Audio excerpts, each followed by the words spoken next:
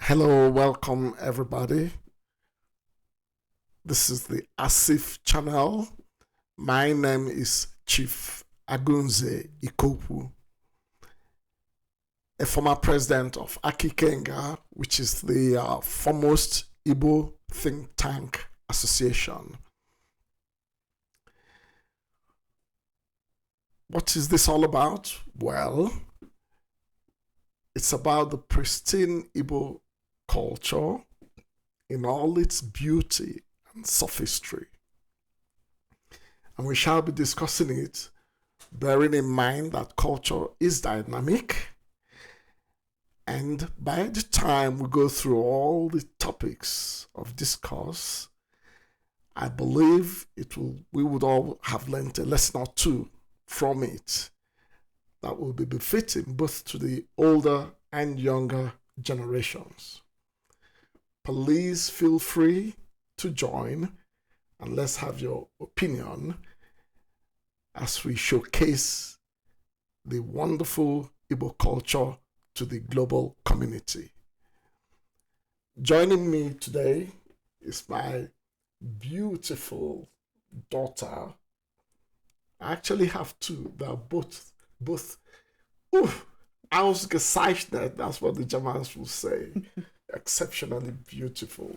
So, Oma, you're welcome. Thank you. Oma is a lawyer, British trained, Birmingham LLB, LLM, University of London, SOAS. She's been back, she's gone through the law school, and she's a serial entrepreneur, motivating others with her talk shows, and an influencer, and a big philanthropist. Check out her Goodway Foundation. Oma, you're doing very well, and I'm very happy to have you here. Thank you. Okay. Thanks for having me again on the ASIF channel. I'm very excited to be back. You're welcome. You're welcome. I've got even more questions this time. Oh, wow. I see. Okay. Yeah, so obviously a lot more people have shown interest. A lot of people are interested in the Igbo culture.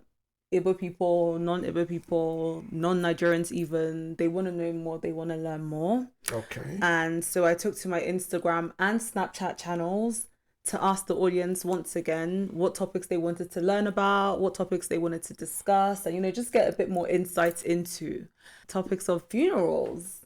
Okay. And I was like, this is odd, but I mean, I can understand why people want to know, because I feel like funerals are not necessarily discussed very openly. I mean, yes, nobody wants to die. Absolutely. No one wants to really talk about, when I die, do this and do absolutely. that. So it's almost like a topic that is dodged a little bit, or like, a slight taboo. But people want to know. They want to know what the requirements are when a person dies, an Igbo person.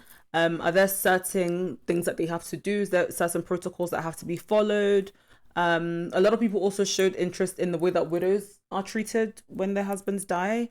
They also expressed interest in inheritance rights, and just things along those lines, like what happens when a person dies. So do you mind explaining to us, in detail what the requirements of it's it's a surprising choice, but I can understand that, because death can be a very traumatizing experience, Okay, you get foggy headed, and you're not so sure as to what next.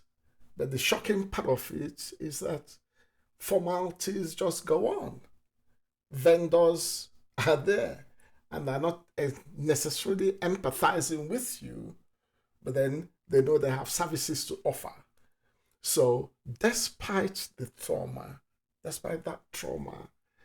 yes, I can understand why people want to know what and what and what, especially when you're talking Igbo culture, Igbo burial culture.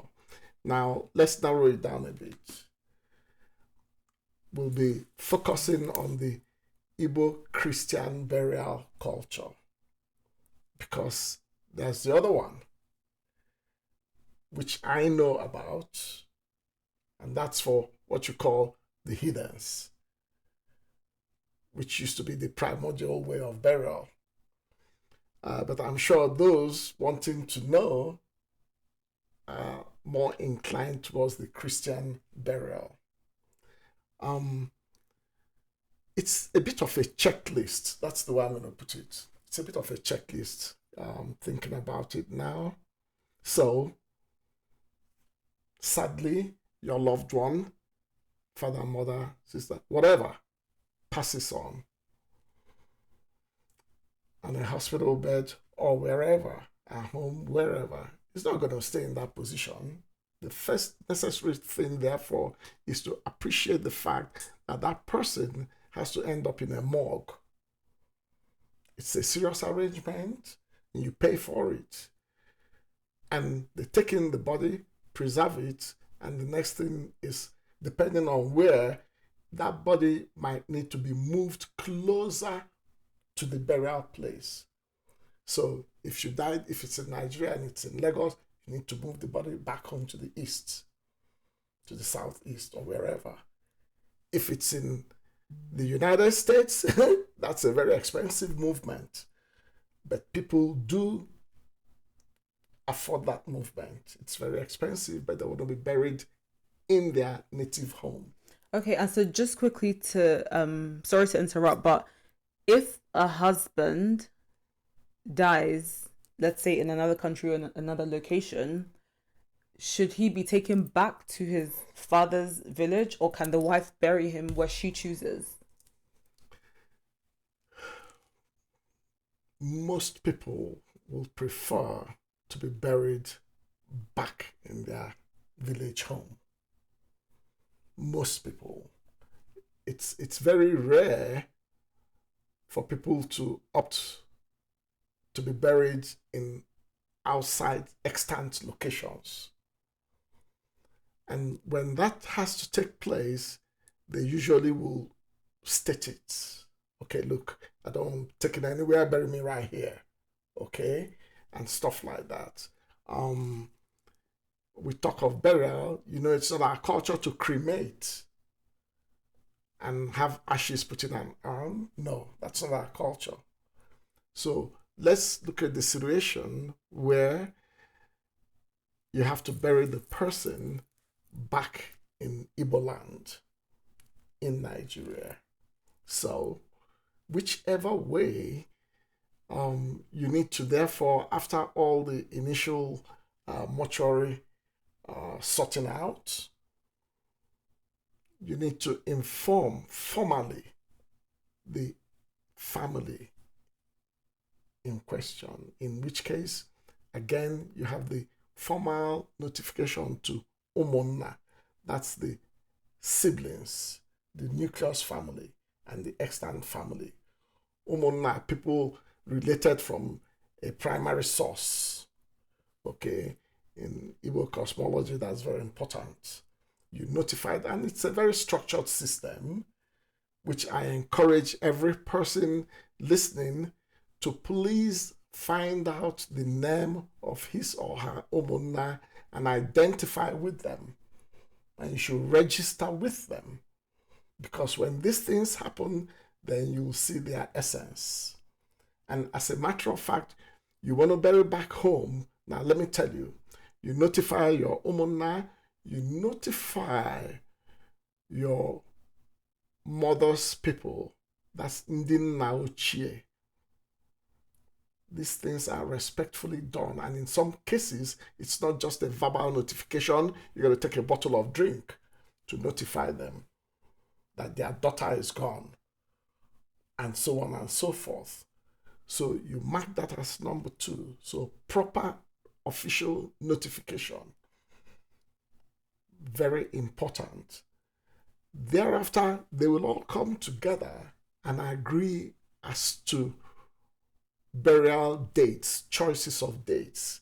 Choices because if it's a Christian burial, then you have to now draw the attention of the church. And depending on what level, the highest being wanting the bishop of the diocese to be present. Now, the bishop's diary can be very, very, very busy.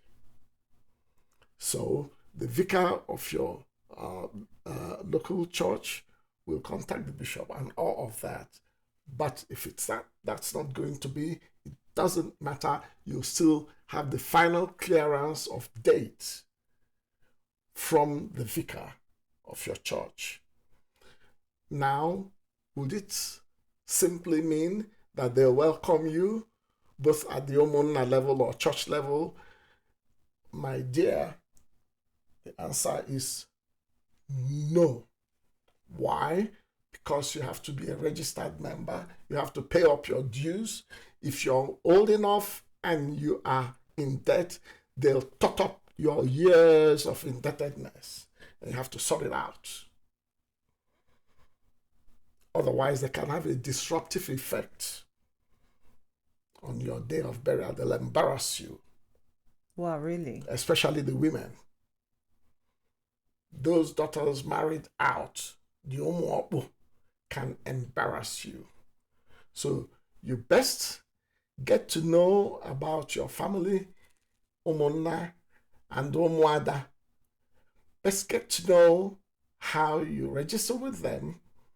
You don't have to be there. They know you're not living at home. But usually, therefore, you have someone representing your interest who will be meeting up with those expectations. When you come home, occasionally, they'll show you how much they've paid on your behalf, and you reimburse with interest. You got to put interest on it. Okay? Interest can be a nice dress or what have you. Okay? Or pay the next school fees for our little kids. That sort of thing. But you got to show put a little bit of interest on that. So you've notified the families at various levels. You've notified chosen dates, passed to the church. Make sure you're properly registered, up to date in registration, in the various portfolios there in the village. And then comes the vendors. Now, when I say vendors, now, step by step on a checklist, you now make arrangements for the coffin.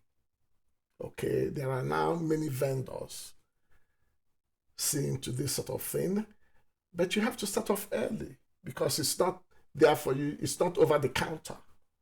Okay, people are dying left, right, and center. The production rate may not be meeting up with rate of death. So you come in, you make your choice, and you tick that off. Okay? Now, vendors of food vendors. You got to make arrangements for food vendors, for drink vendors. You have to make arrangements for canopies. You have to make arrangements for tables, for chairs. You have to make arrangement for media coverage, if you so desire, radio, TV, all of that. But these days you have to be very careful because of insecurity.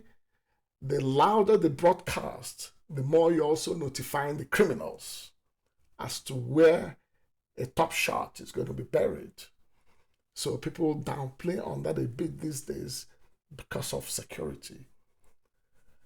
but they still opt to take a page out of the daily newspaper to state the family, okay, obituary announcement, but not on radio and TV anymore because, you know, it's there in the air. For newspaper, you have to pay. Now, video, photographer, and the local MC, very important. Now, because you're in the village setting, mark you now, electricity supply can be very challenging. So, make sure you have your alternative power supply, like a generator, that will ensure power supply and the comfort of the home for those that will be coming.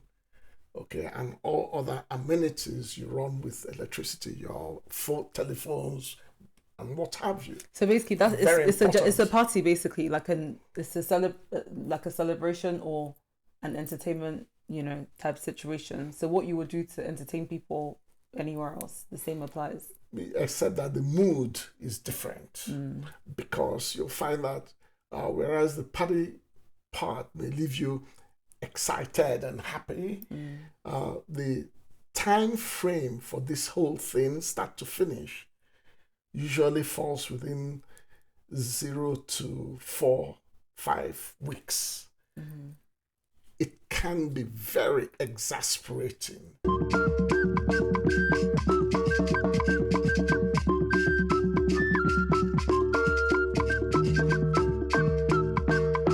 Most states are trying to narrow down the cost element of burials because some people are compelled by peer pressure to start buying land, building a house, or tarring a road, all for the purposes of showcasing their standard of wealth for someone who is not there to appreciate it anymore, for instance. So the church, for instance, says no brochures. You see the big brochures with pictures and says no more. The Anglican Dominion will give you the church burial program, the liturgy. They don't want brochures anymore because anyway, people keep flipping through the colorful pages of that. They're not listening to the service. They're not listening to the sermon. They lose out on the lessons to be learned when somebody is lying in a coffin in church because they're flipping pages of beautiful magazine, searching for their own faces at times in pictures and reading, you know, the writings, the write-ups, the tributes. They're not listening to the church, so they ban that too. So one day burial, lying in state, is for that morning of burial, of interment. 1 hour lying in state, which means that you have to have your decorator, you know, the funeral parlor is nicely done up. The person is lying in state. It's an arrangement. That's a vendor you have to commission for that lying in state parlor. And the framed photograph of the deceased will be made in multiple numbers because you're going to have it by the bedside. You still need framed photographs for the children of the deceased, for instance, if it's an elderly person with children, as is traditionally done, to use in running around when in-laws, if the married ones, there people come, she's going to have that photograph running around, shouting endearments to the deceased. And then she gets, you know, recognized with handouts and little things coming her way. Who's the person that's supposed to carry the picture around? If it's a father that died, the children, the daughter. The men don't do it. It's usually the ladies. Okay? The ladies, and that they are extolling their dad by his title and name and things like that, and going around and people are, you know, giving them entreaties, cash, rewards and things like that. interment takes place, but then, like I said, it's all one day now. So, well-wishers, in-laws that will come to pay their rights and homages will immediately begin to do that after interment, which means that setting also you have to bear in mind is part of your checklist, because there's going to be a high table where the Umunna will sit behind, and the first son or those the delegate will sit in front, and the Umunna, there'll be a secretary with a register recording as people come and pay their rights, okay, with drinks and their music groups and stuff like that, and they record it. Why they record these things is that burial, the moment you're showing entreaties to someone, that's also the way they'll reciprocate.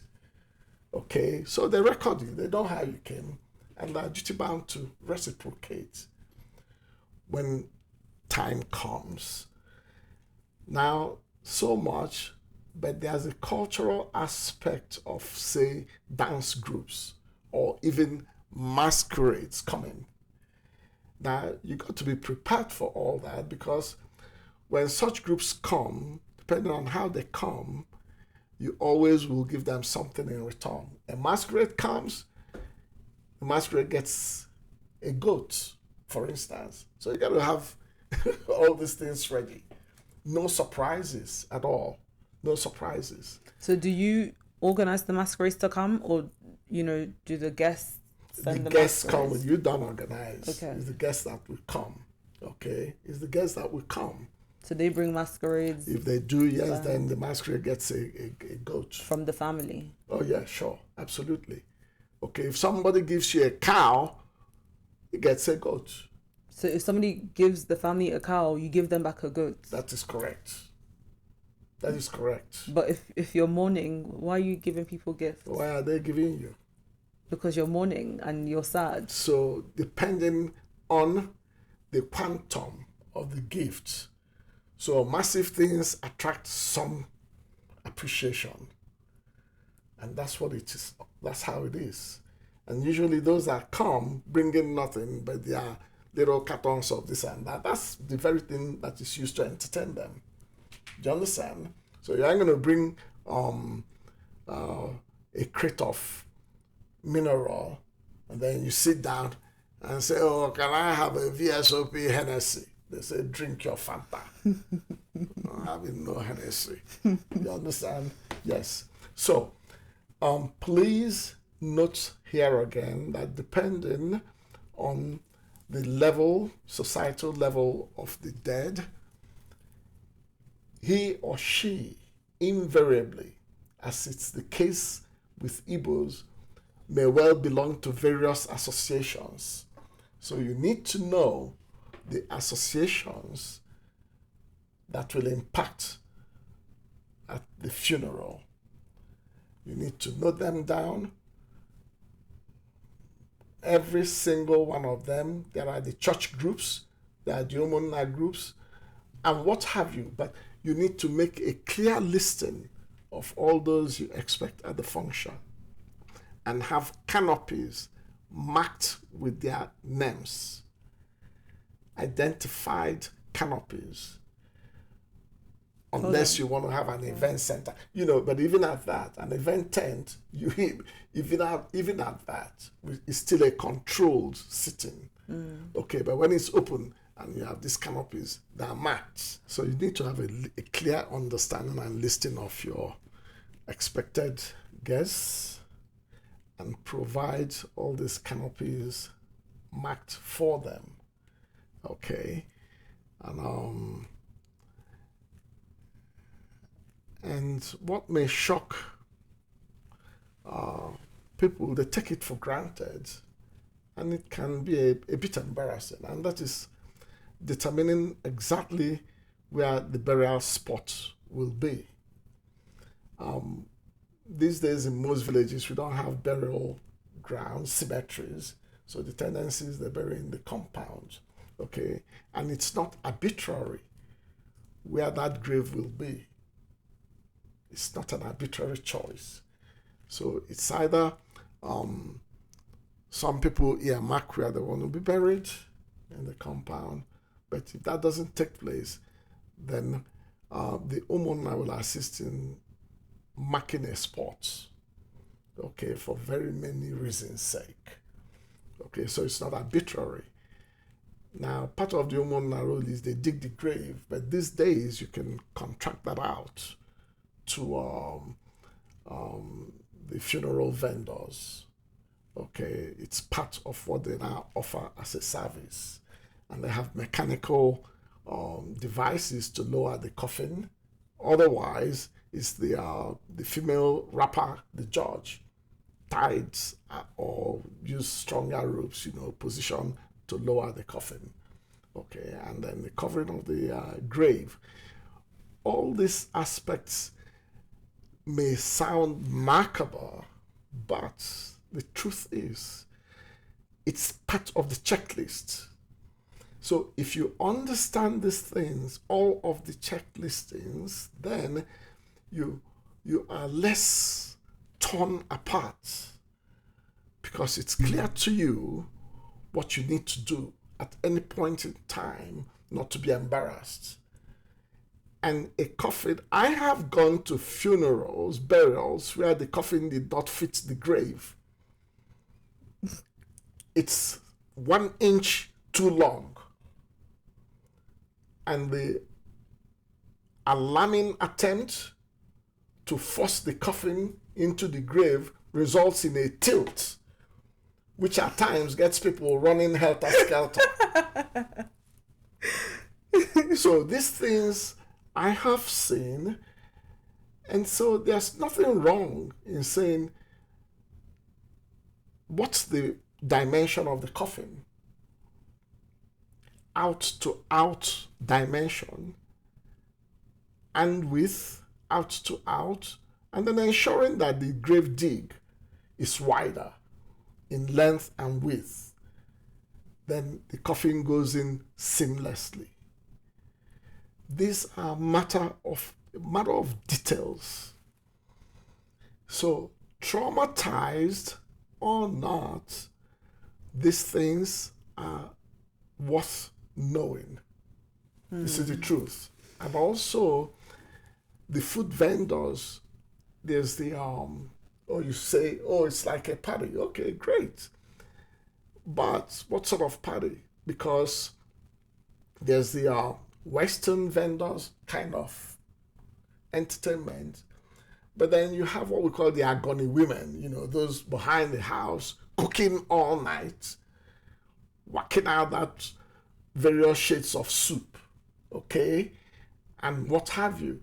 So all these people you really must bear in But mind. are there particular dishes that have to be served at funerals? Are there like particular traditional Igbo dishes that are necessary to be served, or it doesn't matter? It does matter in the sense that, how does it matter? It matters because people have their eating habits. So it's not unlikely that you're going to have the standard Igbo soup that is easy to prepare. Okay. You're going to have rice because it's easy to dish out. You're going to have the various kinds of meals you can expect at a wedding ceremony. No, but I mean, would you have to have, like, say, abacha, nkwobi, isye, just those very indigenous Igbo dishes? Yes, you can, but that will be in-house. That will be in-house because you're not going to serve the multitude of invitees. These are delicacies. So you can have those in-house. But for general serving, for instance, you see the Umunna and Umu Ada, those in the village, the women and the men belonging to groups, have their specific requirements. So when you identify their president or secretary, they'll give you a list of their requirements. At times, they may not even want you to do the cooking for them. They'll ask for the raw materials and prepare it themselves because they're related to you. So they come and prepare their thing. It won't be in excess, but it won't be 1 grain less than their expectation. Otherwise, they'll reject it. So these things, therefore, defines your relationship with the home people. So it is not a relationship of superiority, no. It's a relationship of mutual regard and respect.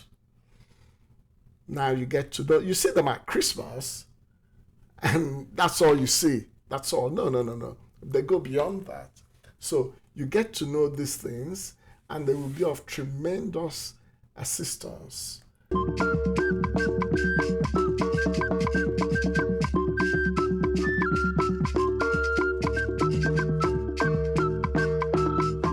What would be the one solid difference between an Igbo, should I say Igbo Christian burial and, a traditional one, a purely traditional one? Number one is they don't go to church.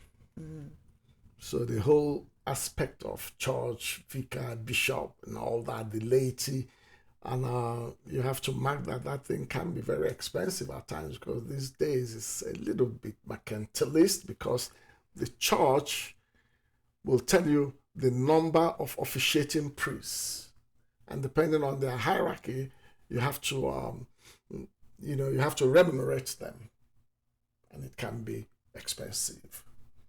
Plus the food, especially for them. Okay, all that does not fly in the face of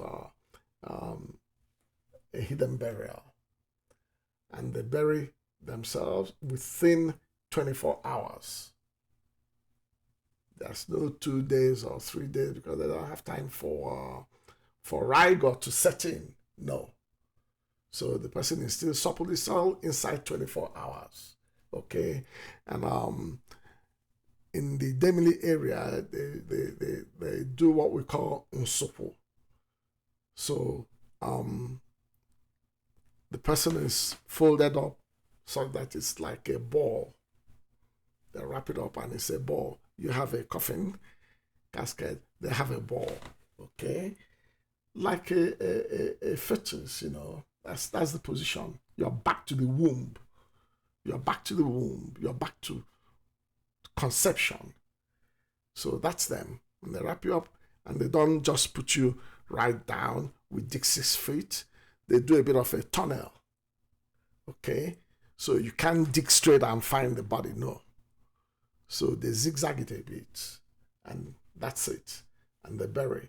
And then comes the funeral rites. This is burial. Then there's the funeral rites. And that day, invariably, you'll see the version of masquerades you don't see at Christmas.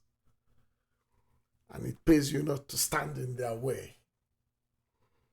What will happen if you stood in their way? Because this is a more normal. That is the masquerade for a fallen hero in their traditional concept. And so they come out with the prowess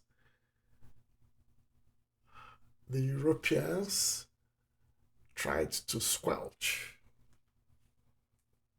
But these things are there because it's all nature, it's all nature. So if you show a cracked skull and you're shown a bowl of water and they tell you this liquid cracked this skull, you say no, it's impossible. But if that liquid goes through a particular process called freezing, it becomes as hard as a rock and it can crack a skull. So this knowledge of transmutation, this knowledge of nature and what is in nature is still understood by them. But because colonialism ridiculed them, understood it, but tried to ridicule them, so there's no transfer of knowledge. And because Christians tend to also look down on them, they're not telling you not either, but they're pretty close to nature.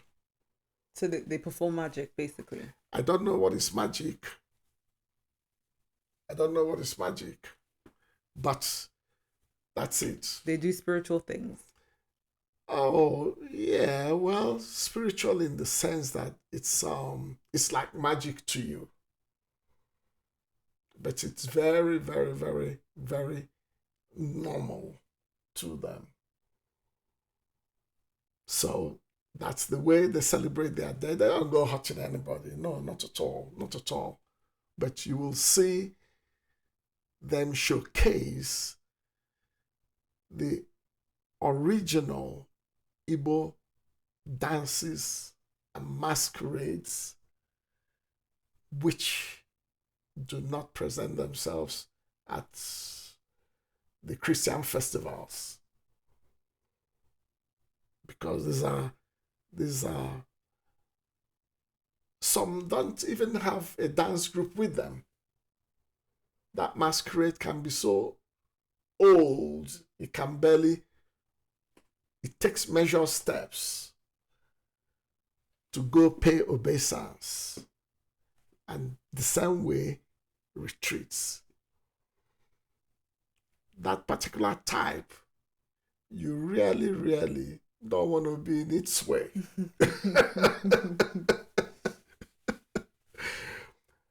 But that's it. That's as far as it goes. So these things are there, okay? And but the bottom line is, why go through all this expense when you can just put the best person in a furnace and cremate, and that's the end of it?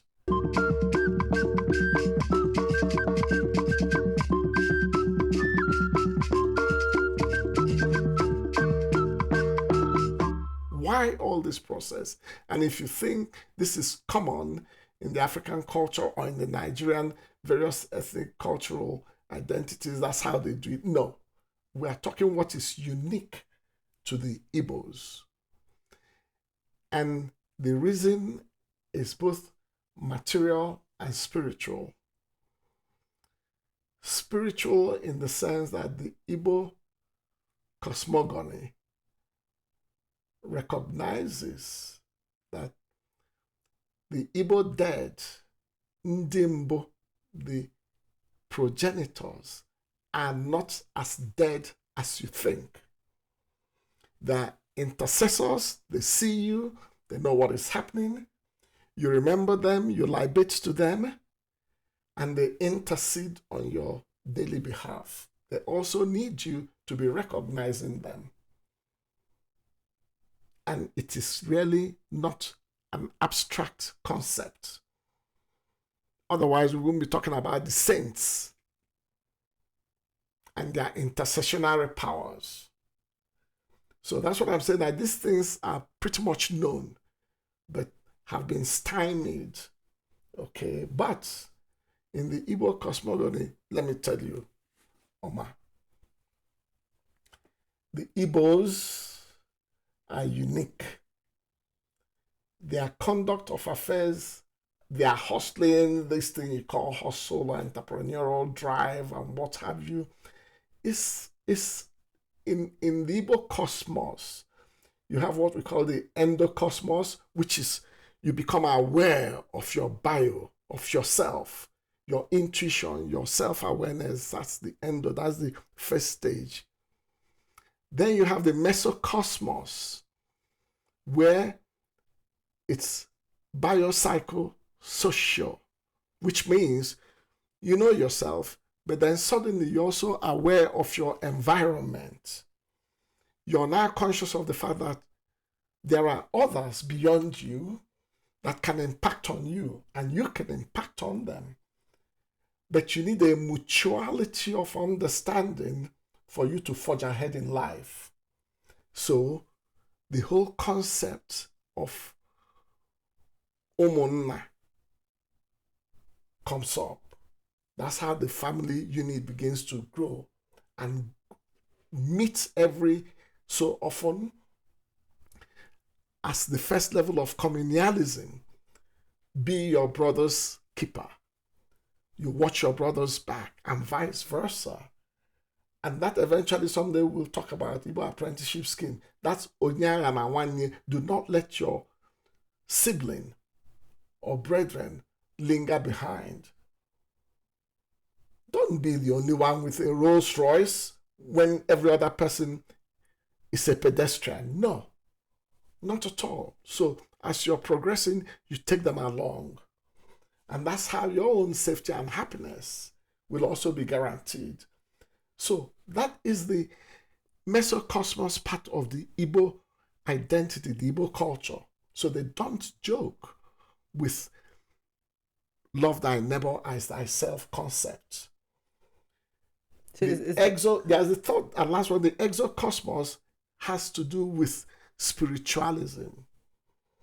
And that is why their ancestors come into play. They recognize the interrelationship between them, the dead and the living. And when you have the same commonality of spiritual understanding, then it bonds you, just like people that belong to certain ecumenical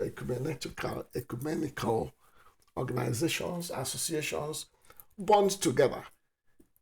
Do you understand? Yeah. So that's the way it is. So for the Igbo man, his success is based on the fact that he has some report to make. He's been observed, how he's conducting his life, how he's been of value to society. The Igbos do not allow any person to go to a strange land and be a nuisance. They don't allow it. They expect you to go there. If the environment is nice to you, you reciprocate, you add value. So they are forever adding value wherever they find themselves, which at times generates envy and can lead to genocidal, xenophobic threats, and at times actually executed. If they don't get the Igbo man, they'll get the face of his business. They destroy shops, loot, things like that. Okay, call bad names and what have you. But that is because the Igbo man adds value wherever he finds himself.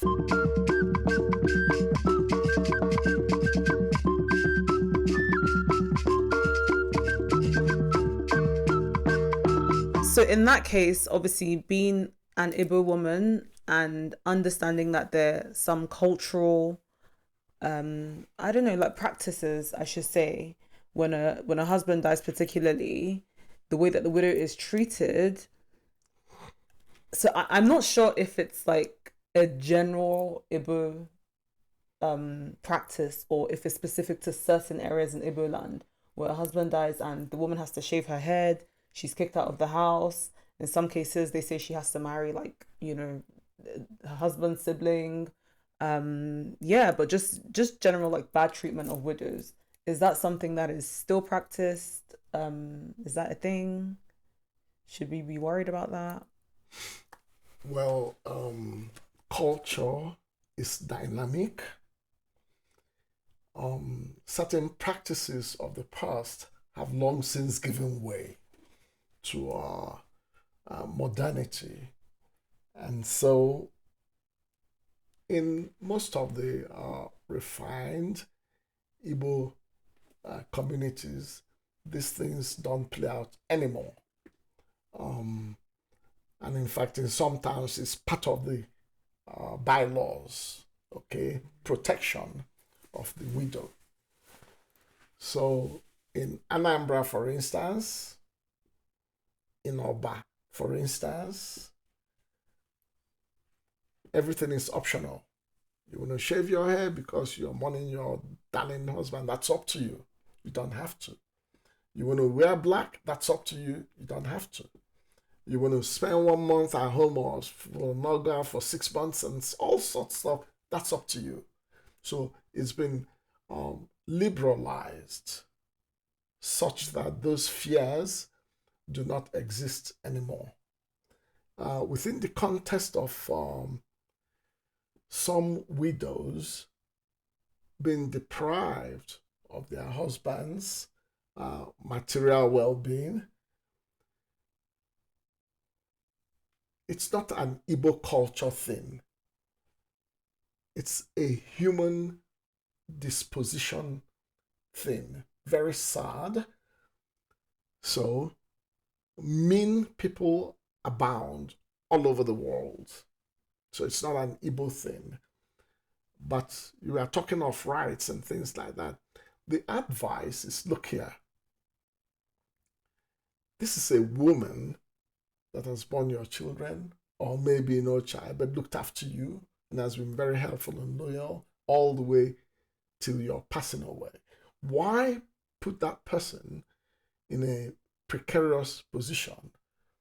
Why don't you just write a simple will? Just a simple will. And she cannot be dispossessed. She is protected by law. So it's not even about the woman of the house, the mother of the house. This also flies across siblings. So a simple will put everyone at rest. Because these are part of the tsunami that can hit most homes post-burial of a breadwinner, for instance. Okay, so women have their rights, but for further protection, the advice is, please write a will. Just call a lawyer whose specialty is in that direction, and with a little fee, a very minimal fee. It's not gonna, because what you're trying to avert is well worth the investment in a lawyer that will prepare a proper will. I think that makes a lot of sense. But I feel like sometimes Africans fear, they almost feel like if I'm writing my will, it's like I'm predicting my death soon, or I'm, hoping to die. And for that reason, a lot of people don't have wills. But of course, it's really important, because if you don't, anything can happen when you're gone. But also, that also brings me to my other question about inheritance. I think it's very widely assumed that if, say, a father passes, for instance, everything goes to the first son, or, he has the right to maybe the father's properties, or, the father's home. Is that an Igbo cultural thing once again, or is that something that used to be but is no more? What is it around inheritance and death in the Igbo culture? In terms of inheritance, again, if somebody it's getting material acquisition. If they didn't have a will, for instance, material acquisition is getting a little bit more expanded than when it used to be one perimeter fence harboring many herds of the different wives in a polygamous setting, for instance, where the patriarch has his own obi. Now, the first son inherits that obi, that house, that hut of the patriarch. It doesn't inherit every other thing that is the makeup of the compound, because there are other interests. So that is how that goes. But the very greedy one will assume that everything inside the car is now his, and then every other person should show off. No. The modern times, that's not it. Okay, not at all. But again, but now that hut, people don't really have huts anymore. They're like big homes and mansions and what have you. So in that context, what is it? If it's one, and that is the Obi of the patriarch, yes, that's his, for a start. But where you have that and other buildings also in the family name, and you have other siblings, if you're that greedy, you won't last. So equity demands that you take first choice, and it's all predetermined. And then the rest siblings will also have their take. That's how it works. But what people do these days is, again, you can make a trust. Okay, have a trust will. It can also be incorporated, vested in a company if you so desire, with shares. Or you write a direct will. Okay, and all of that. Some people these days, with a lot of acquisition, as they're getting older to some point, they apportion these things out whilst alive. So nobody will begin to haggle or question what would have been. There are no boys. What happens? So ordinarily, in the Igbo setting, for instance, when I have boys and girls, the girls, you are studying inheritance, and the girls inherit what the mother's wardrobe, because women then didn't have real estates. Are you with me? But where they have real estates, they make a will. They make a will. Wills, you see, so it depends on the level of advancement of the people in question. But to avoid all this friction, I'm inclined to believe that beyond superstition of if I make a will then I'm inviting death, people should please go ahead and consult a lawyer specialized in these areas and do a trust will, okay, or a direct will, or straight apportionment if you think your days are numbered, sort of. Okay. So just doing it while still alive. Yeah, girls don't have such. Where you have girls, the tendency is that they don't have this much of bickering. It's more like where you have boys. Okay, then you have problems. Or maybe where you have a polygamous setting, because polygamy still exists. So you have children from different mothers, all claiming rights. And invariably, the center will just not be able to hold. Things are bound to fall apart. So if you don't want all this, then please do the righteous thing and save everyone that headache or hassle.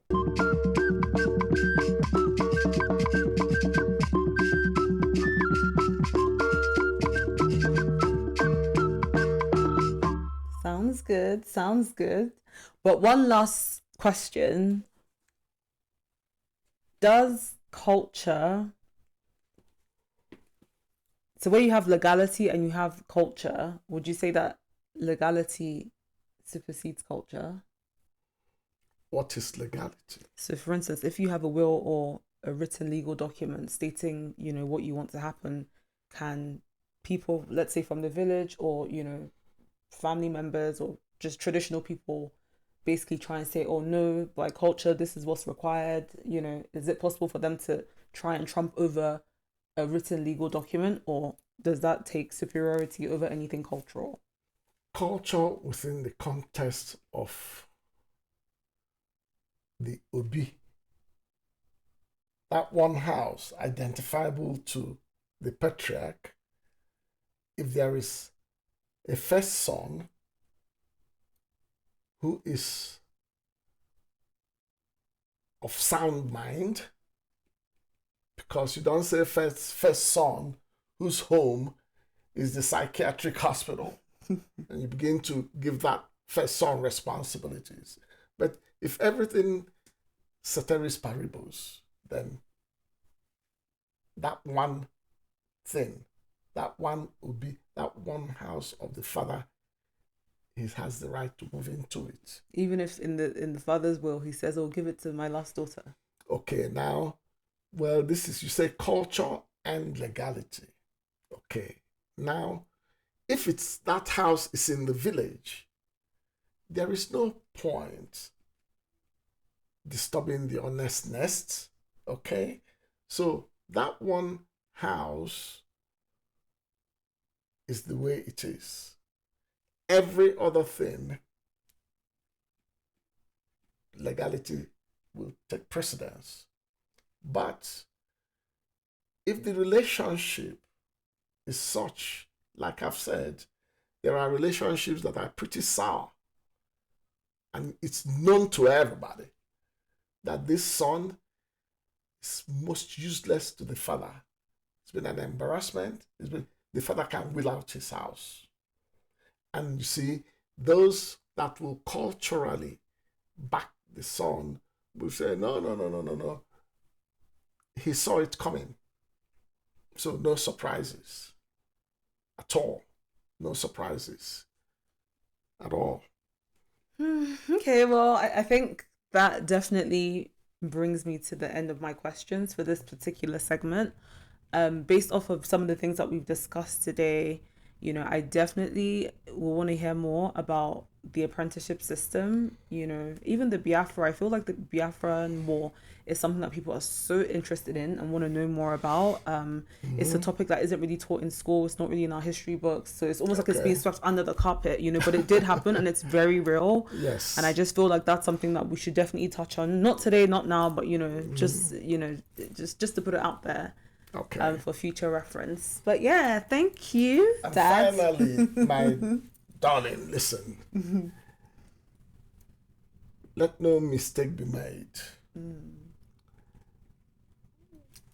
Where a wife survives her husband, the issue of first son does not come into play at all. The woman of the house becomes the owner in toto. Yes. Okay. Yes, absolutely.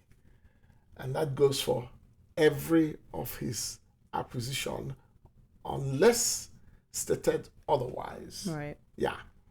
Okay. So you talk of rights, I'm telling you a very powerful one. Good to know. Yes, so uncles mean others that think they can come and yank out a woman from her house, but it's at some level. Otherwise, no, the woman is now in charge. Is in charge. Got it. Okay, guys, well, the book Learning About Ndi Igbo is available on Amazon. You can get the ebook version or the hard copy version on Amazon or Book Baby online. We're going to put the information at the bottom of the screen, so feel free to order and it will be delivered right to your doorstep and you can learn more about the culture. Thank you. Thank you very much. Thank you. See you guys soon.